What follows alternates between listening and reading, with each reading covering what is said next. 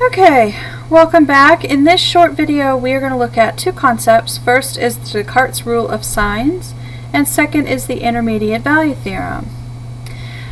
The Descartes Rule of Signs is the rule that is used to determine the number of positive and negative real zeros.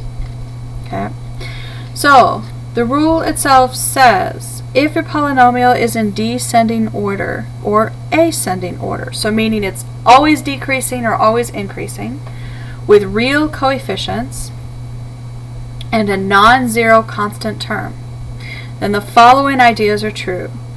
First, the number of positive real zeros is either the same as the number of sign variations or less than the number of sign variations. Okay? Or B, the number of negative real zeros is either the same as the number of sign variations of negative x or less than the number of sign variations of negative x. Okay, so let's be honest, that's kind of a confusing definition, so let's go ahead and see it in action.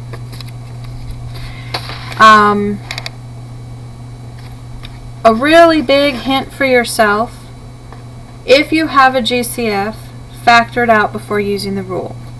You want to apply the rule to the smallest polynomial as possible. In this one, so this example here, notice I do not have a GCF, so there's nothing I would factor out. I would use the numbers as is. So the first thing you want to do is you want to look for positives. To use positive says we're going to use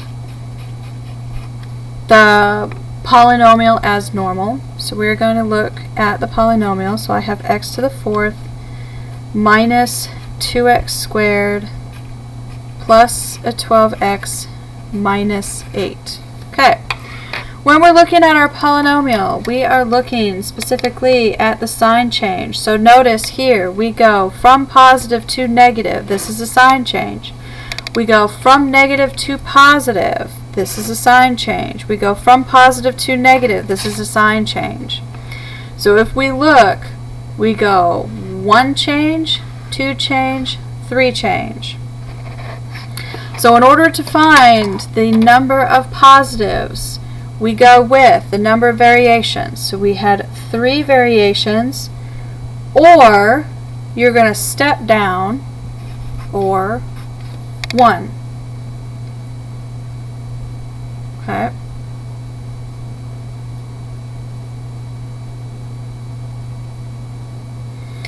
Now, negative. Here we're going to look at the polynomial when we have a negative x. So when a negative x means first you're going to plug in a negative x. So this is negative x to the fourth minus 2 negative x squared plus 12 times negative x minus 8.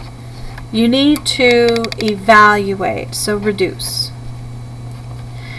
Negative x to the fourth is going to be x to the fourth. Negative x squared is positive, so this is still my negative 2x squared. Positive 12 times a negative x is going to change this sign to a negative 12x minus 8. Again, we need to look at your changes. So positive to negative, here we change. Negative to negative does not change. Negative to negative does not change. So in this case, the number of negative zeros is 1. That's it. That's all to it. Nothing about finding the zeros. Nothing about listing P's and Q's. This is just simply how many possible positive and negative zeros do we have using Descartes' rule.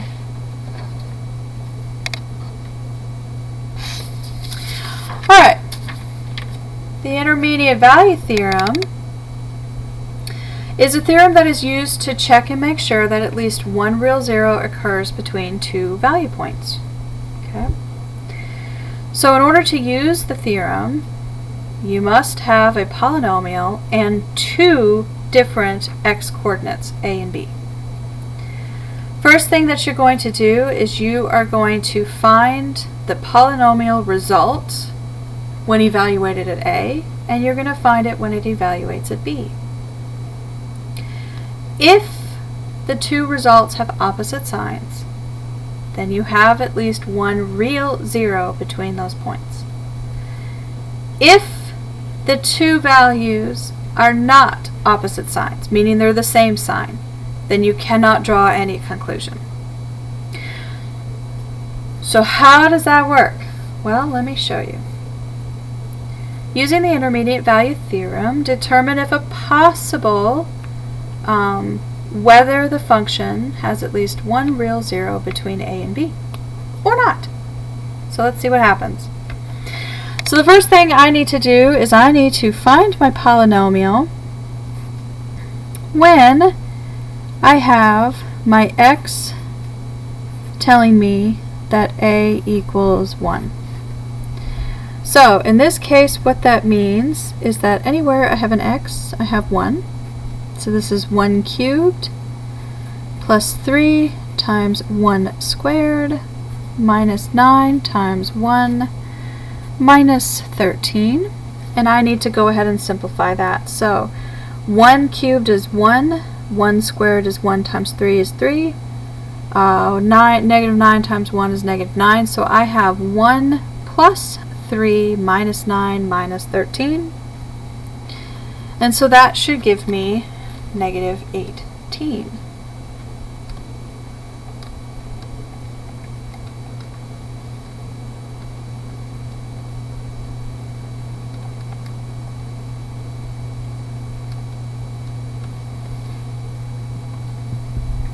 Okay. Alright, now we need to do my polynomial of x when I have that b is equal to 2. So this means anywhere I have an x out of my original, it becomes a 2. So 2 cubed plus 3 times 2 squared minus 9 times 2 minus 13. So 2 cubed is 8. 2 squared is 4 times 3 is 12. So 12 plus 8. 9 times 2 is 18. So I have I have 8 plus 12 minus 18 minus 13. So in this case, we're going to have negative 11. So, since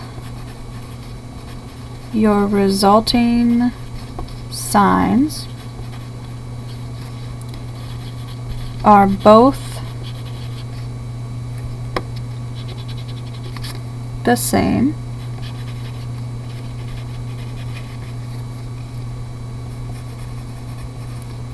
there is no conclusion